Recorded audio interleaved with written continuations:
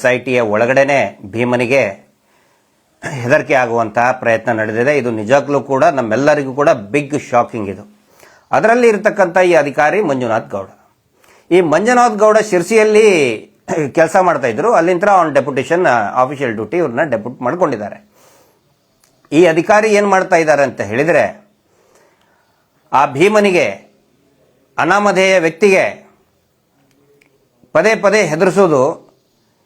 ನೀನು ಏನಾದರೂ ಸರಿಯಾಗಿ ಶವಗಳನ್ನು ತೋರಿಸಿಬಿಟ್ರೆ, ಸಿಕ್ಕಿಬಿಟ್ರೆ ಜೀವನ ಪರ್ಯಂತ ನೀನು ಜೈಲಿನಲ್ಲಿ ಇರಬೇಕಾಗ್ತದೆ, ನಿನಗೆ ಶಿಕ್ಷೆ ಆಗುತ್ತೆ, ಹೀಗಾಗಿ ನೀ ಕೊಟ್ಟಂತ ಕಂಪ್ಲೇಂಟ್ ದೂರನ್ನು ವಾಪಸ್ ತಗೋ ಅಂತ ಹೇಳಿ ಹೆದರಿಸಿದ್ದಾರೆ. ಬಹಳ ಬಹಳ ಶಾಕಿಂಗ್, ಆಘಾತಕಾರಿಯಾದಂತಹ ನ್ಯೂಸ್ ಇದು, ಸುದ್ದಿ ಬೆಳವಣಿಗೆ. ಅಲ್ಲರಿ, ಅಷ್ಟೊಂದು ರಿಸ್ಕ್ ತಗೊಂಡು ಹೆಂಡತಿ ಮಕ್ಕಳ ಒಂದು ಇದನ್ನಿಲ್ದೇನೆ,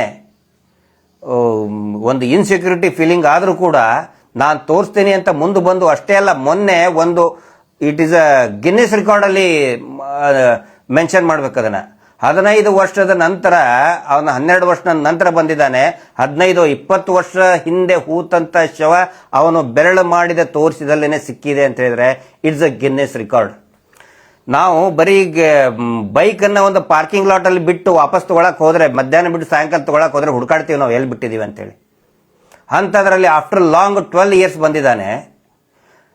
ಅದು ಕೂಡ ನನಗೆ ಪಾಪ ಪ್ರಜ್ಞೆ ಕಾಡ್ತಾ ಇದೆ ಅಂಥೇಳಿ ಇಡೀ ದೇಶ ಮತ್ತು ಇಡೀ ಜಗತ್ತು ಗಮನಿಸ್ತಾ ಇರುವಂತಹ ಗಂಭೀರ ಹತ್ಯಾಕಾಂಡದ ಪ್ರಕರಣ. ಈ ಮಂಜುನಾಥ್ ಅನ್ನುವಂತಹ ಮಂಜುನಾಥ್ ಗೌಡ ಡೀಲಿಂಗಿಗೆ ಇಳ್ಕೊಂಡು ಬಿಟ್ಟಿದ್ದಾರೆ. ಅದಾದ ನಂತರ ತಕ್ಷಣನೇ ಸಂಬಂಧಪಟ್ಟಂತಹ ನ್ಯಾಯವಾದಿಗಳು ಅನನ್ಯ ಗೌಡ ಅವರು ತಕ್ಷಣಕ್ಕೆ ದೂರು ಕೊಟ್ಟಿದ್ದಾರೆ ಅನ್ನುವಂಥ ಮಾಹಿತಿ ಬಂತು. ಆನಂತರ ಇವತ್ತು ಆ ಮಂಜುನಾಥ್ ಗೌಡನ್ನ ಇದರಿಂದ ನಾವು ದೂರ ಇಟ್ಟಿದ್ದೇವೆ ಅನ್ನುವಂತಹ ಒಂದು ಕಮ್ಯುನಿಕೇಶನ್ ಆಗಿದೆ ಅಂತಲೂ ಕೂಡ ನಮಗೆ ತಿಳಿಸಿದ್ದಾರೆ. ಅವನನ್ನು ದೂರ ಇಟ್ಟಿದ್ದು ಸಮಾಧಾನಕರ ವಿಷಯ, ಆದರೆ ದೂರ ಇಡುವುದು ಸಾಕಾಗುವುದಿಲ್ಲ. ಅವನನ್ನ, ಆ ಮಂಜುನಾಥ್ ಗೌಡ ಅನ್ನುವಂತಹ ಅಧಿಕಾರಿಯನ್ನ, ಇನ್ಸ್ಪೆಕ್ಟರ್ನ ಬಂಧಿಸಲೇಬೇಕಾಗುತ್ತೆ. ಬೇರೆ ಬೇರೆ ವಿಷಯಗಳನ್ನ ನಾವು, ಅಂದ್ರೆ ಒಂದಿಷ್ಟು ಇನ್ಪುಟ್ಸ್ ನಮಗೆ ಬರ್ತಾ ಇದೆ ಈ ಸುದ್ದಿ ಬಂದ ತಕ್ಷಣನೇ. ಅದರಲ್ಲಿ ಈ ವ್ಯಕ್ತಿ ಏನ್ ಮಾಡ್ತಾ ಇದ್ದಾನೆ ಅಂತ ಹೇಳಿದ್ರೆ, ನಾನು SIT ಹಿರಿಯ ಅಧಿಕಾರಿಗಳ ಗಮನಕ್ಕೂ ತರ್ತಾ ಇದ್ದೀನಿ, ಸಾರ್ವಜನಿಕರ ಗಮನಕ್ಕೂ ಕೂಡ ತರ್ತಾ ಇದ್ದೀನಿ, ತರಬೇಕು, ಯಾಕಂದ್ರೆ ದಟ್ ಈಸ್ ಅವರ್ ರೈಟ್. ನಾವು ಆ FSL ಎಷ್ಟು ಬಾಕ್ಸ್ ಹೋಗ್ತಾ ಇದೆ ಅನ್ನೋದನ್ನ ಫೋಟೋ ತೆಗೆದು ಯಾವ ದೇಶದ ಯಾವ FSLಗೆ ಹೋಗ್ತಾ ಇದೆ ಅನ್ನೋದನ್ನ ವಾಟ್ಸಪ್ ಅಲ್ಲಿ ಕಳಿಸ್ತಾ ಇದ್ದಾರೆ ಮಂಜುನಾಥ್ ಗೌಡ್ರು.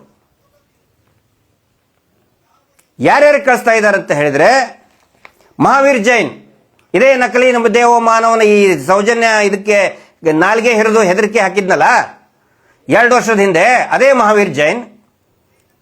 ಒಂದು ಸಿಂಡಿಕೇಟ್ ಇದೆ, ಆ ಸಿಂಡಿಕೇಟ್ ಅಲ್ಲಿ ಡೀಲಿಂಗ್ ಮಾಡುವಂತ ಸಿಂಡಿಕೇಟ್ ಅದು. ರಾಕೇಶ್ ಶೆಟ್ಟಿ, ಅಜಿತ್ ಜೈನ್, ಈ ಗಿಳಿಯಾರ್ ಎಲ್ಲ ಡೀಲ್ ಮಾಸ್ಟರ್ಗಳು. ಅವ್ರಿಗೆ ಕಳಿಸ್ತಾ ಇದ್ದಾನೆ, ನೋಡಿ ಇಲ್ಲಿ ಹಿಂಗಿಂಗೆ ಅಂತ ಹೇಳಿ. FSLಗೆ ಹೋಗ್ತಾ ಇರುವಂತಹ ಮಾಹಿತಿಗಳನ್ನ, ಎಷ್ಟು ಬಾಕ್ಸ್ ಹೋಯ್ತು ಅಂತ ಹೇಳಿ. ಆಮೇಲೆ ನೇರವಾಗಿ ಇದೇ ಮಂಜುನಾಥ್ ಗೌಡ ನಕಲಿ ದೇವಮಾನವನ ಸ್ವಂತ ತಮ್ಮ ಸುರೇಂದ್ರನ ಅಡಿಯಲ್ಲಿ ಕೆಲಸ ಮಾಡ್ತಾ ಇದ್ದಾನೆ. ಅವನಿಗೆ ಎಲ್ಲಾ ಮಾಹಿತಿಯನ್ನು ಕೂಡ ಸೆಟ್ಟಿಂಗ್ ಸುರೇಂದ್ರ ಅಂತ ಹೇಳಿ, ಆ ಸೆಟ್ಟಿಂಗ್ ಸುರೇಂದ್ರನಿಗೆ ಎಲ್ಲಾ ಮಾಹಿತಿ ಕಳಿಸ್ತಾ ಇದ್ದಾನೆ ಅನ್ನುವಂತ ಅನೇಕ ವಿವರಗಳು ಬರ್ತಾ ಇದೆ. ದಯವಿಟ್ಟು ಅವನ್ನ, ಆ ಮಂಜುನಾಥ್ ಗೌಡನ ಮೊಬೈಲ್ ಅನ್ನ, ವಾಟ್ಸಪ್ ಇರ್ಬೋದು, ಇನ್ನೇನೇ ಇರ್ಬೋದು, ದಯವಿಟ್ಟು ರಿಟ್ರೈವ್ ಮಾಡಿ. ಈಗ ಪಟ್ಟಿ ಮಾಡಿದ್ನಲ್ಲ ಅಜಿತ್ ಜೈನ್, ವಸಂತ್ ಗಿಳಿಯಾರ್, ಅವ್ರನ್ನೆಲ್ಲರನ್ನು ದಯವಿಟ್ಟು ಅರೆಸ್ಟ್ ಮಾಡಬೇಕು. ಯಾರೇ ಅವ್ರು ಇಂಟರ್ಫಿಯರ್ ಆಗೋದಕ್ಕೆ? ಯಾಕೆ ಇಂಟರ್ಫಿಯರ್ ಆಗ್ತಾ ಇದ್ದಾರೆ ಪದೇ ಪದೇ?